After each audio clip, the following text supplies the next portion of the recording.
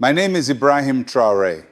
I serve as the president of Burkina Faso, a country in West Africa that has known hardship, courage, and faith for many generations. I am not a preacher. I am not a theologian. I am a soldier who became a leader in a time of uncertainty for my nation. Yet over the years, through conflict, diplomacy, and difficult decisions, I have come to understand something that power alone cannot explain. A nation may possess weapons, resources, and political alliances, but none of those things can replace humility before God. Many leaders speak confidently about strategy, economics, and influence, but very few speak openly about faith. Still, faith is often present in the quiet moments where the most serious decisions are made. I want to share with you a story that I personally witnessed, one that took place during a private meeting among African leaders. It is a story about power, about pride, and about the limits of human authority. It is also a story about something deeper, something many people in modern politics prefer not to discuss. The story begins in September of 2025 in the city of Addis Ababa, Ethiopia. Addis Ababa is not only a large African capital, it is also the home of the African Union headquarters, where leaders from across the continent often gather to discuss the future of Africa. On that particular occasion, several presidents, ministers, and senior advisors had assembled for a closed-door discussion. The meeting focused on several urgent matters: regional security, economic cooperation, and the management of Africa's natural resources. These discussions were not ceremonial, they were serious. Many of the decisions being considered could affect millions of lives. Inside the conference room, the atmosphere was formal but tense. Every leader present understood the stakes. Africa is rich in resources but has often struggled to control its own destiny. Many foreign interests, corporations, governments, and financial institutions watch every decision made in rooms like that one. The conversations that day moved carefully between economics and security. Some leaders argued for stronger military cooperation, others pushed for new agreements on mining and infrastructure. For several hours, the discussions remained strictly political. Then, unexpectedly, the conversation changed direction. One advisor mentioned the importance of prayer before national decisions. Another leader spoke about how faith had guided him during difficult moments of leadership. In many African cultures, faith is not separate from public life. Prayer is not seen as weakness. It is seen as wisdom. But not everyone in that room shared that view. What happened next is something I will never forget. One leader, whom I will simply call President K, a head of state from a West African nation, began speaking in a tone that surprised everyone present. At first, he criticized the idea that religion should influence political decisions. That alone did not shock the room. Leaders often disagree about such matters. But then his words went further, much further. He began openly mocking the idea of prayer.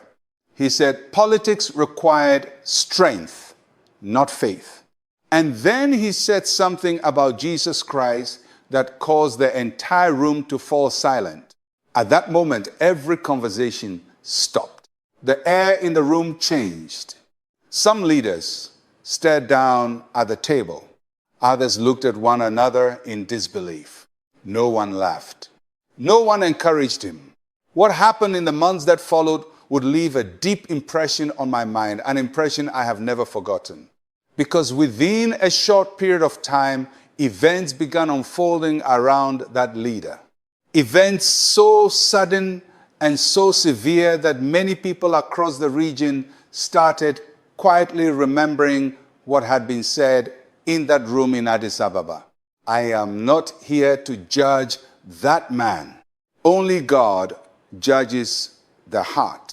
But I witnessed what happened, and I believe it carries a lesson that leaders everywhere, whether in Africa, Europe, or the United States, should take seriously. Power can rise quickly, but it can also disappear just as quickly. And sometimes the difference between the two is humility. What I am about to describe is not rumor or speculation. It is a sequence of events that unfolded before many witnesses, including myself. A sequence that began with words spoken in arrogance and ended with consequences no one in that room expected. This is the story of what happened after a leader mocked Jesus Christ. There are moments in a leader's life that remain etched in memory with unusual clarity, not because they were loud or dramatic, but because of the silence that followed. The meeting in Addis Ababa had already lasted several hours when the conversation began to move away from trade agreements and security strategies. One of the advisors present spoke about the importance of spiritual reflection before making national decisions. It was not an unusual comment. In Africa, faith is often part of leadership culture. Many presidents pray before important meetings. Some keep pastors or spiritual counselors close to them. Others read scripture privately before making difficult choices. For many of us in that room, the idea that prayer could guide a leader was not controversial. It was normal. Another president spoke briefly about how faith had helped him during a national crisis years earlier. He described how he had prayed before making a decision that would affect thousands of soldiers. The room listened respectfully. No one debated the point. No one mocked it. But then President K leaned back in his chair. At first, he simply smiled. It was the kind of smile that suggests someone is about to challenge what has been said. He cleared his throat slowly and adjusted the cuff of his suit jacket. His voice was calm, but there was a tone of amusement in it. I must say, he began, I find it surprising that grown men responsible for governing nations still speak about prayer guiding political decisions. Several people in the room shifted slightly in their seats. The comment was not aggressive, but it was dismissive. Still, disagreement is normal among leaders. Different countries have different traditions. One minister responded politely. He said that faith and governance did not have to conflict. But President K continued. Politics, he said, is about power, intelligence, and strategy. He paused for a moment, letting his words settle in the room. It is not about religion. His voice grew slightly sharper. Prayer is something people use when they do not have real solutions. A few people exchanged glances. The room had grown noticeably quieter.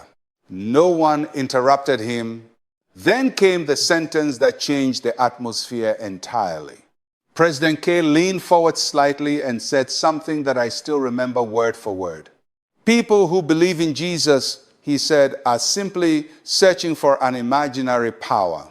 The moment those words left his mouth, the room fell completely silent.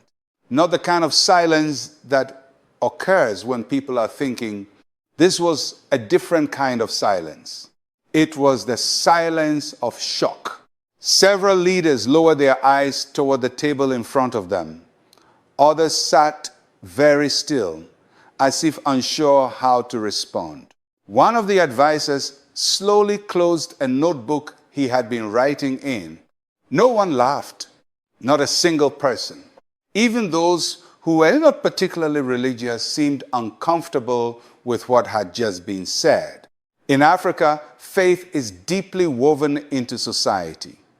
Christianity and Islam both shape the daily lives of millions of people.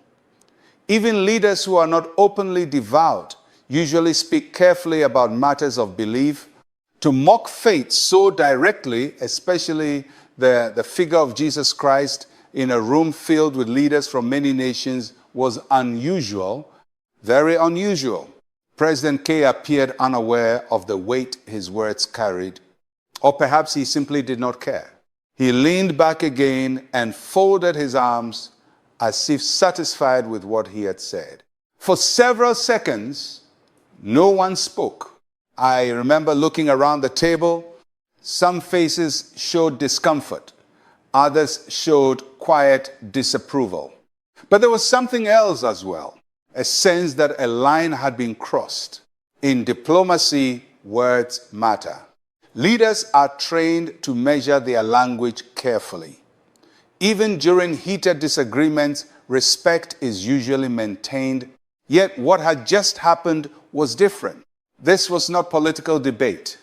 It was mockery directed at something many people in that room held sacred. The silence stretched long enough that it became impossible to ignore. Finally, one of the senior officials cleared his throat gently, as if preparing to move the conversation back toward policy. But before the meeting could continue, I felt compelled to respond, not with anger, not with condemnation, but with a simple reminder. I believed the moment required calm, not confrontation. So I leaned forward slightly and spoke. The words I said that day were not long, but they would stay with me in the months that followed, because what happened after that meeting would cause many people to remember that moment again and again and again. The silence in that room had become heavy. It was the kind of silence that leaders rarely allow to last long. In diplomatic meetings, pauses are usually brief, because everyone understands that conversations must continue. But this moment felt different. President K had spoken with confidence, even amusement, as if the topic of faith were something too simple to deserve serious attention. Yet the reaction of the room showed otherwise. No one had supported his statement. No one had echoed his laughter. Most of the leaders present had chosen restraint. That is often the way experienced statesmen behave when something uncomfortable happens. They wait, they observe, they let the moment settle. I remember taking a slow breath before speaking. In leadership, words spoken in anger rarely produce wisdom. They produce conflict. So I chose to speak calmly. I leaned slightly forward and rested my hands on the table. My voice was steady, not loud. Mr. President, I said gently, every man has the right to believe or not believe. Those words were deliberate. I did not want the conversation to become an argument about religion. Freedom of belief is important. Every nation represented in that room had citizens with different convictions. Some were Christian, some were Muslim, some followed traditional beliefs, and some believed in no religion at all. That diversity is part of Africa's identity. So my first words were meant to affirm that principle. But then I continued. However, I said, mocking Jesus in a room filled with people who believe in him is not something I think is wise. My tone remained calm. There was no accusation in my voice, only concern. President K looked at me with a faint smile, as though he expected disagreement but did not find it particularly serious. I continued speaking, carefully choosing each word. Faith, I said, is deeply personal for many people. Several leaders around the table nodded quietly. I could see from their expressions that they appreciated the attempt to restore respect to the conversation. But there was something else I felt needed to be said. Something every leader eventually learns. So I added one more sentence. A simple one. Power, I said slowly, is never permanent. The room remained still. I was not threatening him. That was not my intention. It was simply a truth about leadership. Every president, Every prime minister, every general eventually faces the same reality. Position change. Governments fall. Influence fades. History has shown this many times. Empires that once ruled continents no longer exist. Leaders who once commanded enormous authority are now remembered only in books. No human power lasts forever. And when people forget that, arrogance often follows. President K listened without interrupting. Then he leaned back in his chair again.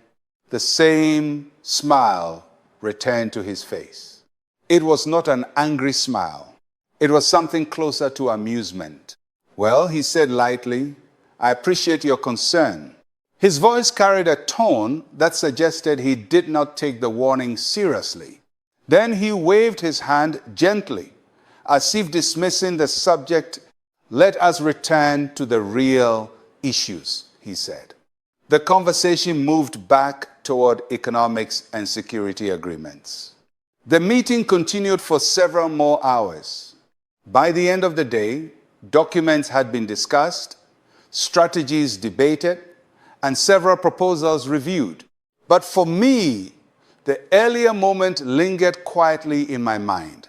Not because I was offended, but because I had seen something in President K's attitude that often precedes trouble.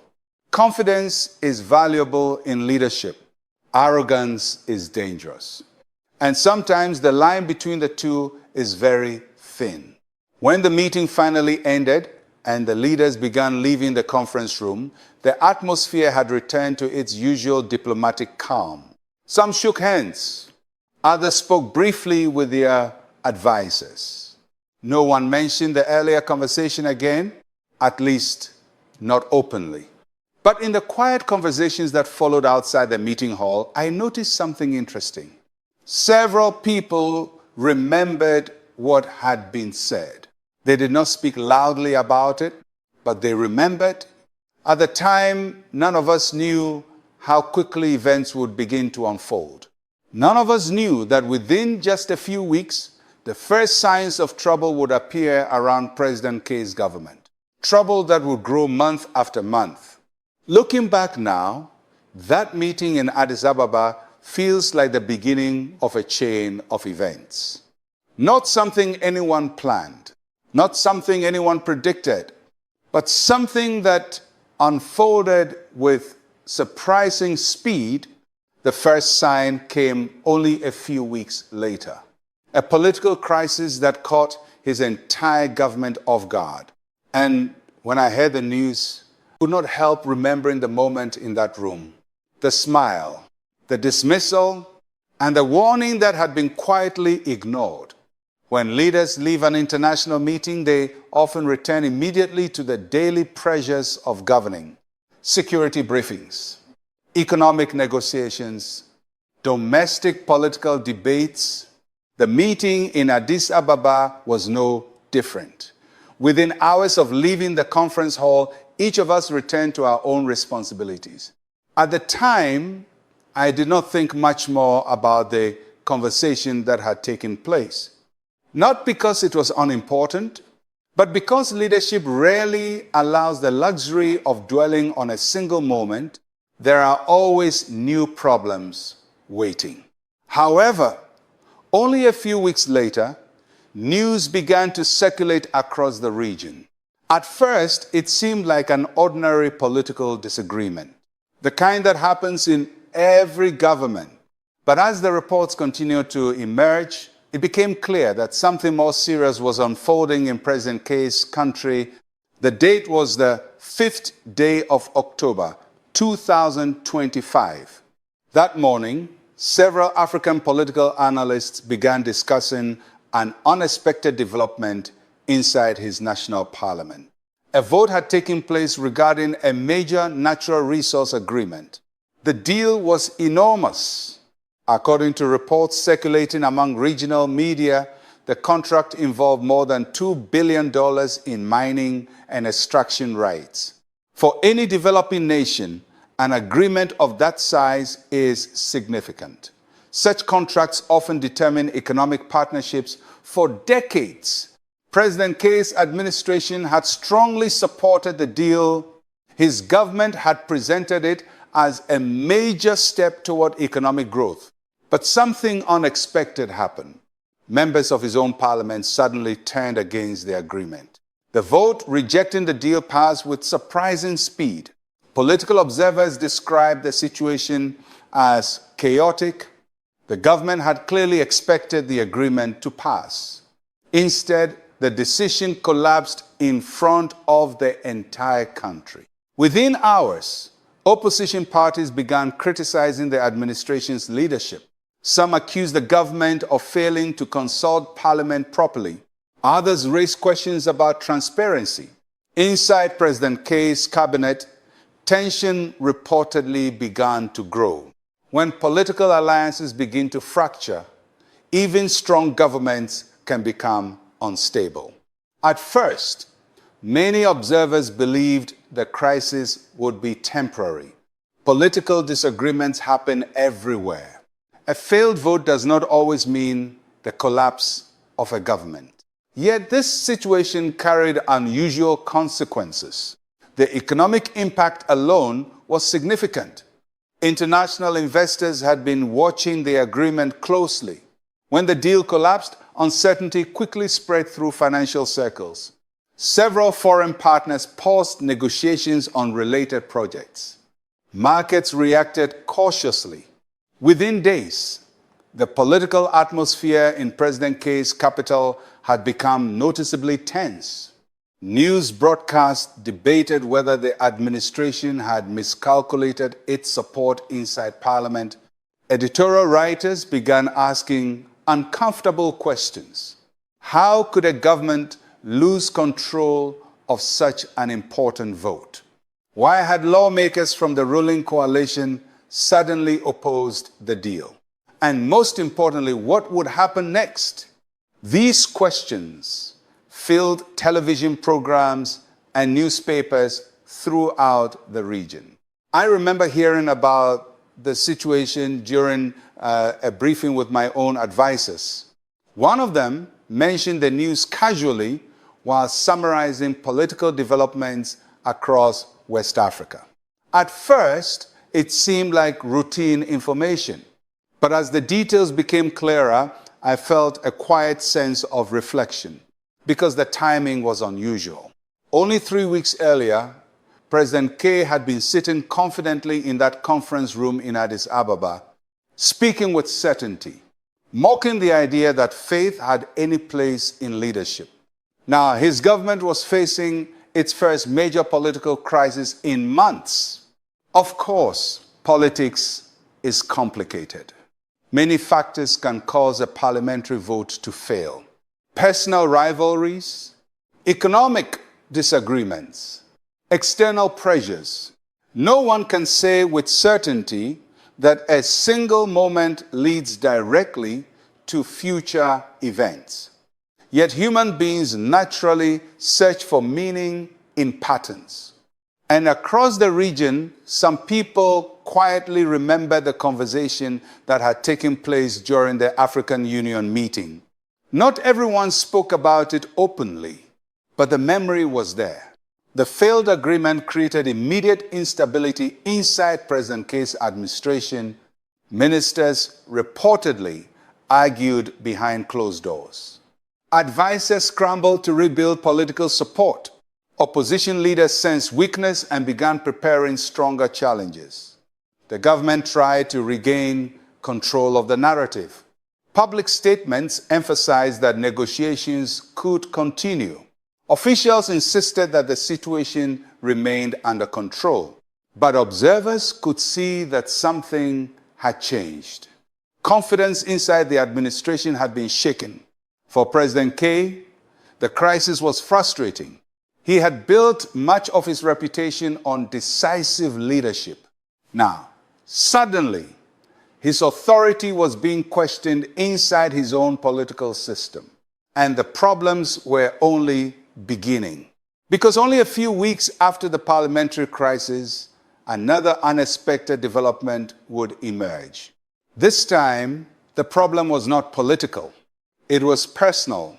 Reports would begin to circulate about the health of the very man who had spoken so confidently in that meeting room in Addis Ababa. And once again, people across the region would quietly remember what had happened that day. Political crises are difficult, but they are not unusual. Governments survive disagreements, leaders rebuild alliances, parliaments argue, and then negotiations begin again.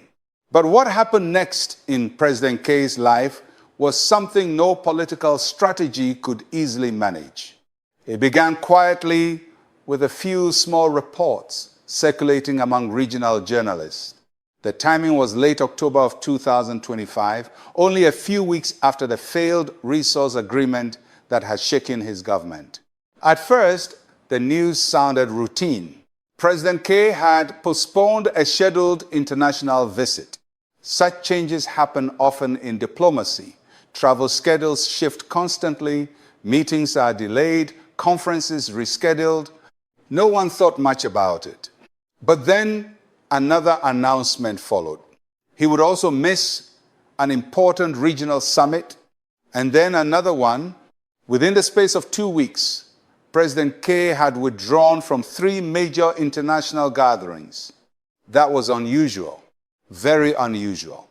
Leaders rarely cancel that many engagements in such a short time unless something serious has happened. Soon, regional media outlets began asking questions. Government spokespeople initially responded cautiously. They described the situation as a minor health issue. Nothing serious, they said. The president simply needed rest, but the pattern continued. Additional appearances were cancelled.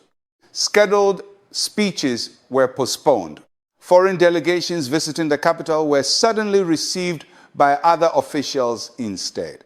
Journalists began noticing that the president had not been seen publicly for several days. Speculation began to spread. Was he seriously ill? Had something unexpected happened behind the scenes? Governments often try to control information about a leader's health. They fear that uncertainty could weaken public confidence or encourage political rivals. But in the modern world, information travels quickly. Rumors move through social media and news networks faster than official statements. Before long, several regional publications reported that President K had been suffering from a sudden and serious illness. Details remained unclear. Some reports suggested exhaustion. Others mentioned complications related to stress. A few commentators speculated about undisclosed medical conditions. The government did not confirm any of these claims directly. Instead, official announcements repeated the same message. The president was resting. He would return to public duties soon. Still, the absence became harder to ignore. 3 missed summits in such a short period of time raised concerns across diplomatic circles. These meetings were not minor events. They involved discussions about security cooperation, economic partnerships, and regional stability. When a leader fails to appear repeatedly, other governments begin to wonder whether something deeper is happening. During this time, I spoke with several colleagues who had also attended the meeting in Addis Ababa. None of us claimed to know the exact details of President K's health, but many of us had noticed the unusual timing. Just weeks earlier, he had spoken with complete confidence about the power of human strategy. Now he was absent from the international stage. Of course, illness can affect anyone. Presidents are human beings. They experience fatigue, stress, and medical challenges like anyone else. No one should celebrate such circumstances. And no one in that earlier meeting wished harm upon him. But the situation caused many people to reflect quietly, especially those who remembered the words he had spoken, the mockery, the confidence, the dismissal of faith. In Africa, People often interpret events through both political and spiritual lenses. It is not uncommon for communities to discuss the moral lessons behind public events. As President K's absence continued, those conversations began to appear more frequently. Some commentators urged caution. They reminded the public that illness should never be treated as punishment. Others simply observed the sequence of events with quiet curiosity. But one thing was clear. President K's government was now facing two serious pressures at the same time: a political crisis at home and uncertainty about the health of its leader. For any administration, that combination is dangerous. When a government appears weakened, political rivals often begin positioning themselves for future opportunities. Allies become nervous. Opponents become bold. The president eventually returned to limited public appearances. But by then, something had changed.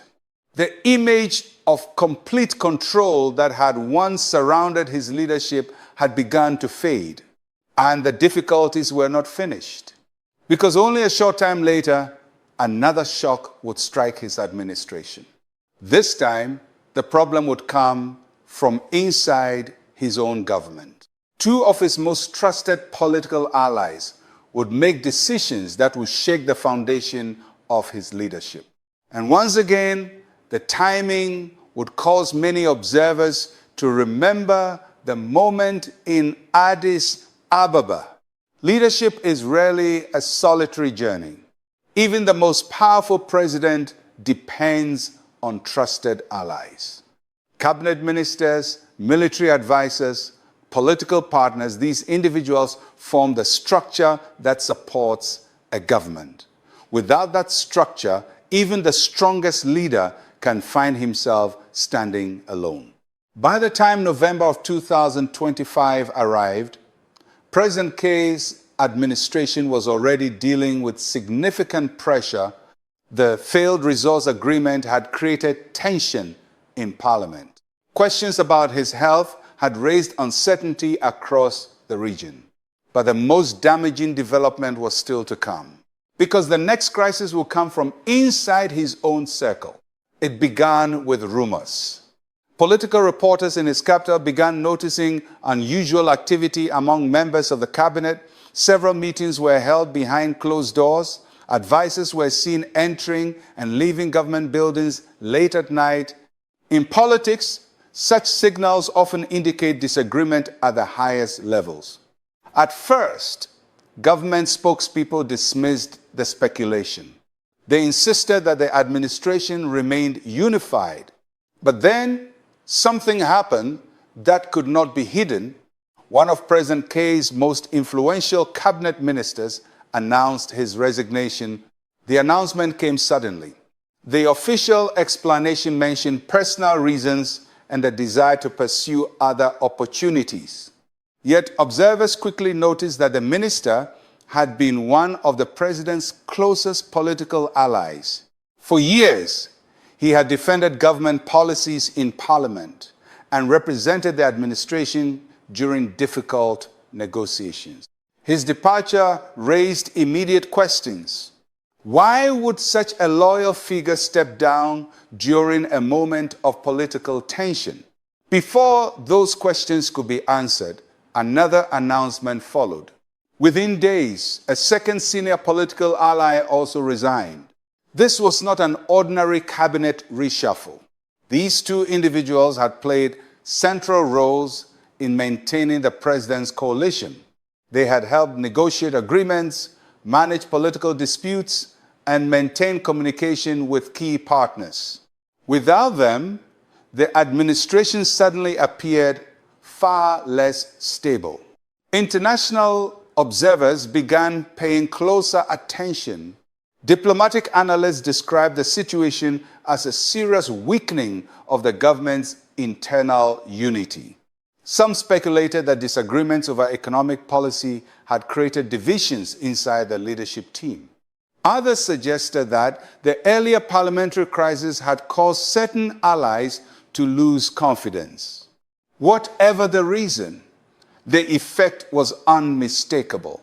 President K's support structure was beginning to fracture, and the consequences did not stop there. Around the same time, reports began to emerge about delays in several military cooperation agreements that his government had been negotiating with regional partners. These agreements were important.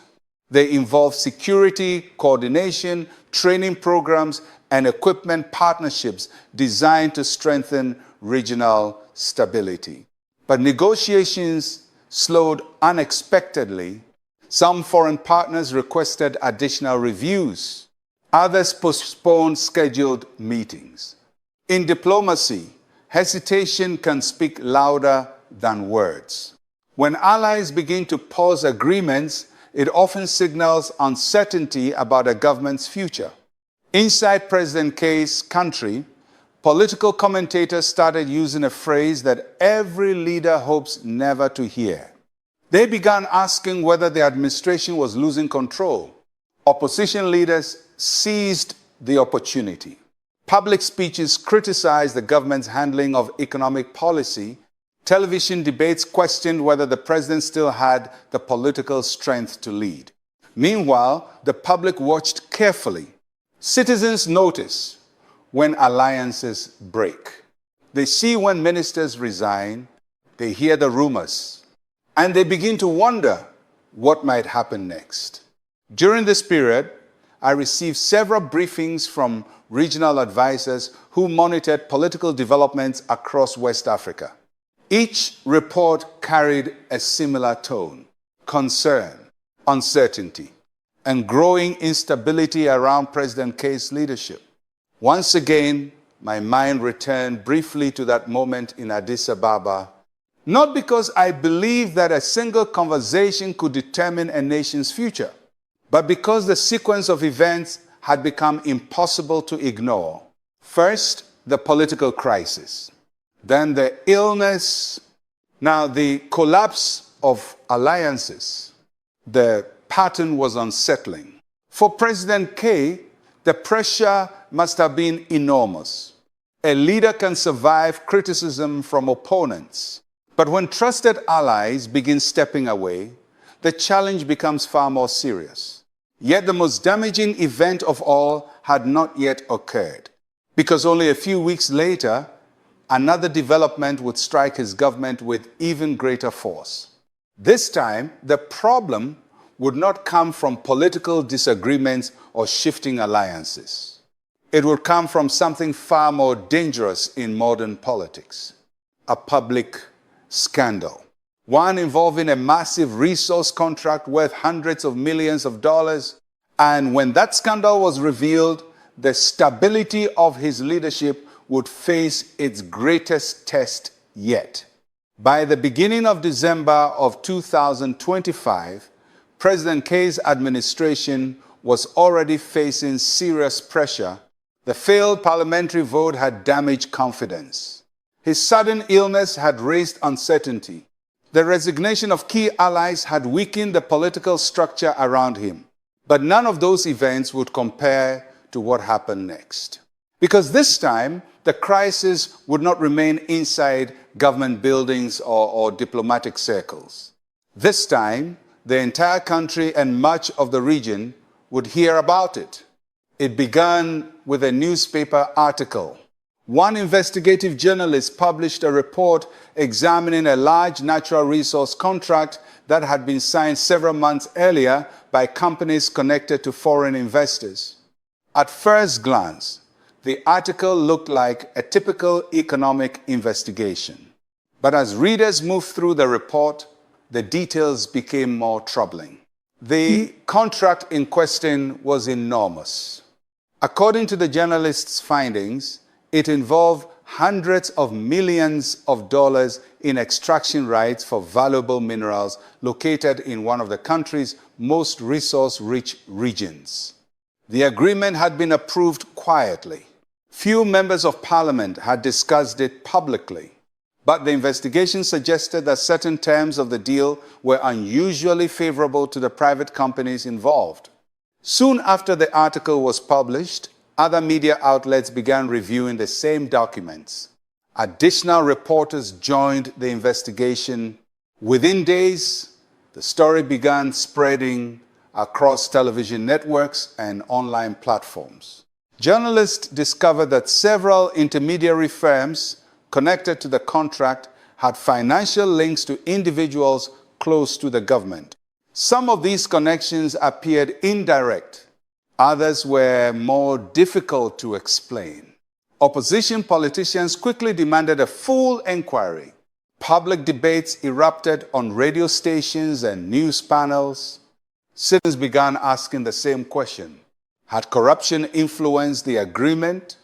The government responded quickly. Officials denied any wrongdoing and insisted that the contract had followed all legal procedures. They described the accusations as politically motivated, but the controversy continued growing. Documents circulated among reporters. Economic analysts questioned whether the country had received fair value for its resources. International watchdog organizations began reviewing the reports. Soon, the story expanded beyond national borders. Regional newspapers in neighboring countries began discussing the scandal.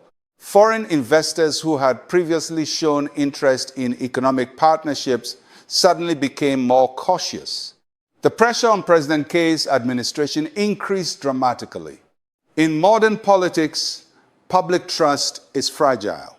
When accusations of corruption appear, even if they are not fully proven, the damage to a leader's reputation can be severe. Inside the country, protests began to appear in several cities. Some demonstrations were small. Others grew larger as public frustration intensified. People carried signs demanding transparency. Students marched through university districts calling for accountability. Opposition parties organized public rallies criticizing the administration's leadership. For President K, the situation had become extremely dangerous. Only a few months earlier, he had appeared confident and secure in his position. Now his government faced political instability, weakened alliances, questions about his health, and a growing corruption scandal. The combination was overwhelming. Political analysts began using language that had not been heard before. They started asking whether his presidency could survive the crisis. Meanwhile, many observers across the region quietly remembered the conversation that had taken place in Addis Ababa. The words spoken in confidence, the mockery, the dismissal of faith. Again, no one claimed to understand exactly why events were unfolding this way. Politics involves countless variables: economic interests, international pressures, internal rivalries. Yet the sequence of events had become difficult to ignore.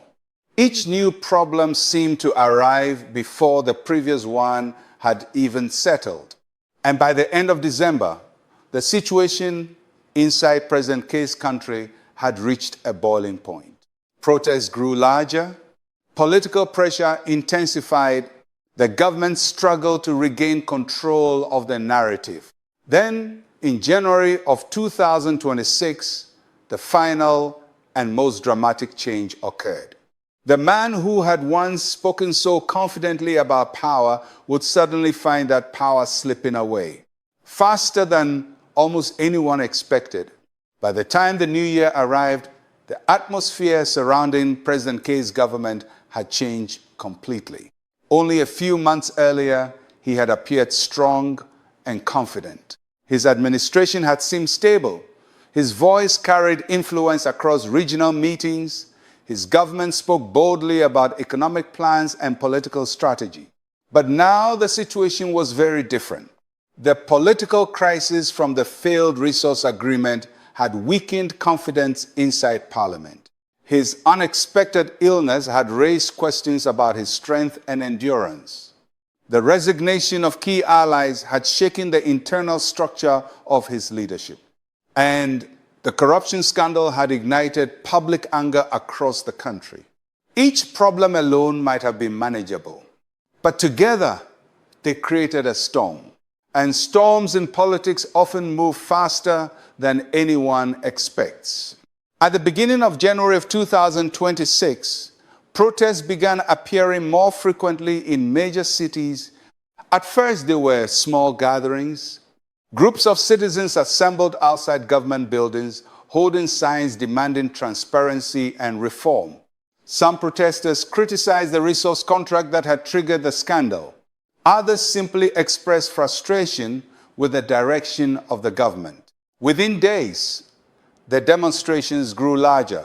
University students joined the marches. Civil society organizations called for investigations. Opposition leaders began speaking publicly about the need for political change. Television stations broadcast images of crowded streets and chanting demonstrators. For any government, public protest creates enormous pressure, but for President K, the situation was especially dangerous because his political alliances had already begun to fracture. When protests occur in a stable political environment, leaders can often rely on loyal allies to defend them. But President K no longer had that same level of support.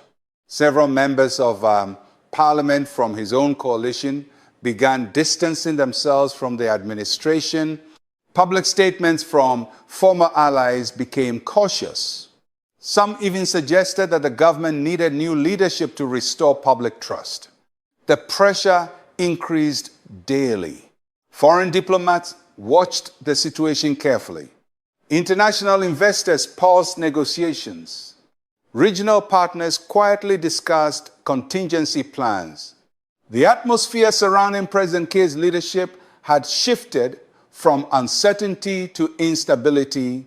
Inside the government, emergency meetings were reportedly held late into the night. Advisors debated possible responses. Some suggested major reforms. Others proposed negotiating with opposition groups, but time was running short. Public demonstrations continued expanding. Newspapers published daily editorials questioning whether the president still had the authority to govern effectively. And then the moment arrived. In the middle of January, political pressure reached a point where President K could no longer maintain his position as he had before. Reports began circulating that negotiations were taking place within the government regarding a transition of authority. Details were unclear at first, but soon the reality became undeniable. President K, who had once commanded strong political influence, lost the position of power he had held for many years. For some observers, the speed of the collapse was shocking. Only a few months earlier, few people had imagined such a dramatic change, yet now the shift had happened quickly. Political analysts across the region discussed the event with a mixture of surprise and reflection. Some described it as the natural result of political pressure and public dissatisfaction. Others spoke about the accumulation of crises that had overwhelmed the administration. But among those who had been present in that meeting in Addis Ababa months earlier, another thought quietly returned. The memory of that moment, the words spoken with confidence, the laughter directed at faith, the warning that power is never permanent. No one claimed to know exactly how events connect in the complex world of politics, but sometimes when people look back on a sequence of events, they see patterns that leave a deep impression. For me, the story was not about revenge or punishment. It was about humility. Leadership is a privilege that carries enormous responsibility. Those who hold power must remember that their authority rests on fragile foundations. Public trust, political alliances, health, reputation. Any one of these can change suddenly. And when several change at once, even the strongest leader can find himself standing in a very different place. When I heard the final reports about President K's loss of authority, I did not feel satisfaction. I felt reflection because the events had unfolded so quickly, from confidence to crisis, from stability to collapse, all within the span of a few months. And in my mind, the memory of that meeting in Addis Ababa remained clear. The room, the silence, the words, and the lesson they carried. When I look back on everything that happened between September of 2025 and the early months of 2026, I do not see only a political story. I see a lesson about leadership, humility, and the limits of human power. Many people who heard about those events asked the same question. Was it coincidence? Was it simply politics unfolding in its usual complicated way? Or was it something deeper? I will not pretend to know every answer. Leadership teaches you one important truth. No human being understands everything that happens in this world. But what I witnessed left a strong impression on my mind. I remember the exact moment when President K spoke those words in Addis Ababa. The confidence in his voice, the laughter in his tone, the way he dismissed faith as if it were nothing more than a weakness. And I remember the silence that followed, because in that room were leaders who had experienced war, hardship, and responsibility far beyond what most people ever face. Many of them had prayed during moments when the fate of their nations hung in the balance. Many of them had asked God for wisdom before making decisions that could affect millions of people. So when faith was mocked in that room, the reaction was not anger. It was something deeper. It was the quiet awareness that some things should be approached with humility. The months that followed reminded me of a truth that history has repeated many times. Human power has limits. A president may command armies. A government may control enormous resources. A leader may appear strong and untouchable, but none of those things last forever. Political alliances change. Public trust shifts. Health can weaken. Unexpected events can arrive without warning. And when those moments come, the confidence that once seemed unshakable can disappear quickly. For me, the story of President K is not about condemnation. I do not share it to shame him. Every leader makes mistakes. Every human being speaks words they later wish they could take back. What matters is the lesson that remains. The lesson is simple. A leader should never allow power to destroy humility, because humility is what keeps authority balanced. It reminds us that we are not the ultimate masters of the world. We are only temporary stewards of the responsibilities placed in our hands. In Africa, faith remains a powerful part of everyday life. Millions of people begin their mornings with prayer. Families gather in churches and mosques every week. Even those who do not follow a specific religion often believe that life carries spiritual meaning. For many citizens, faith is not weakness. It is strength. It provides courage during hardship. It offers hope when circumstances seem impossible. And it reminds people that justice and truth exist beyond the authority of government. When leaders mock faith, they often misunderstand this reality. They believe they are criticizing an idea, but in truth, they are dismissing something that millions of people hold sacred. A wise leader understands this. A wise leader speaks carefully when discussing matters of belief, not because he fears criticism, but because he respects the spiritual foundations that shape the lives of his people. I have often said that leadership requires three qualities above all others: courage, wisdom, and humility. Courage allows a leader to face difficult decisions. Wisdom helps him choose the right path. But humility is what prevents him from becoming blind to his own limitations. Without humility, power becomes dangerous. Without humility, leaders begin to believe that nothing can challenge them. History shows us where that path leads. Empires fall, governments collapse, reputations vanish. But the principles of faith, justice, and moral responsibility continue long after political systems change. That is why the story I have shared today matters. It is not a story about one man. It is a reminder for every leader, for presidents, for ministers, for generals, for anyone who holds authority over others. Respect what is sacred. Speak carefully about the beliefs that guide people's lives, and never forget that human power is temporary.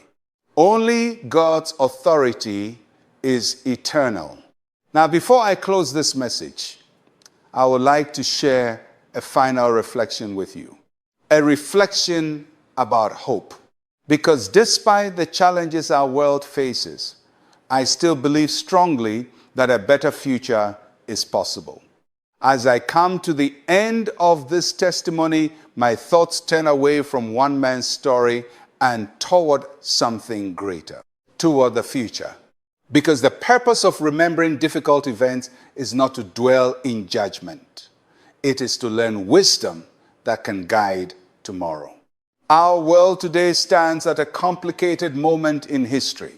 Nations are powerful, yet people often feel uncertain. Technology connects humanity more than ever before, yet many hearts feel distant from one another. Political debates grow louder. Trust between nations is fragile, and many leaders speak confidently about power while forgetting the deeper responsibilities that come with it. But even in such times, I remain hopeful. I have traveled across Africa and met countless people whose faith and resilience continue to inspire me. Farmers who wake before sunrise and pray for the strength to provide for their families. Teachers who guide the next generation with patience and dedication. Mothers and fathers who raise children with the belief that honesty, kindness, and faith still matter in this world. These people remind me that the future of a nation does not belong only to those who sit in government offices. It belongs to the character of its people. Africa has endured centuries of hardship, colonial exploitation, economic struggle, conflict, and political instability. Yet the spirit of Africa has never disappeared. It lives in the courage of its communities, in the prayers spoken in quiet churches and villages, and in the determination of millions who believe that their continent deserves dignity and peace. But this message is not only for Africa, it is for the entire world. For the United States, for Europe, for Asia, for every nation where leaders make decisions that shape the lives of millions. Power should never become arrogance. Authority should never silence humility. And leadership should never forget the spiritual foundations that guide human life. Many people today believe that faith has no place in public life. They say leadership should rely only on strategy, economics, and political calculation. But history shows us something different. The greatest leaders were often those who understood their own limitations. They understood that wisdom sometimes comes from places beyond human intelligence. They understood that humility before God can guide decisions more wisely than pride in human power. Faith does not weaken leadership. Faith strengthens it. It reminds leaders that every decision carries moral consequences. It reminds them that justice, compassion, and truth are more important than temporary victories. And it reminds them that every human being, no matter how powerful, is accountable for the way he uses the authority entrusted to him. To those listening today who feel discouraged by the conflicts and divisions in our world, I want to say this. Do not lose hope. Goodness still exists. Faith still lives in the hearts of millions. And the desire for peace remains stronger than the desire for power. If more leaders choose humility over arrogance, wisdom over pride, and faith over mockery, our world can move toward a better future. A future where nations cooperate instead of compete for domination. A future where natural resources benefit the people who live on the land. A future where leadership is guided not only by political ambition, but also by moral responsibility. I pray for that future. I pray for peace in Africa. I pray for understanding among nations. And I pray that every leader who hears this message remembers the lesson that history continues to teach us. Power may rise quickly, but humility is what allows it to endure. If this story has caused you to reflect, then its purpose has been fulfilled. And if you believe that faith, humility, and wisdom should remain part of leadership in our world, I invite you to share your thoughts with others who may also need to hear this message. Sometimes a single conversation can inspire reflection in many hearts. And if you wish to hear more stories like this, stories about leadership, faith, and the lessons history teaches us, you are always welcome to return and listen again. Because the purpose of these words is not to create division. It is to encourage wisdom. Before I finish, I want to leave you with one final affirmation. A statement of truth that I repeat with full conviction. I am Ibrahim Traoré, President of Burkina Faso. What I have spoken here is the truth.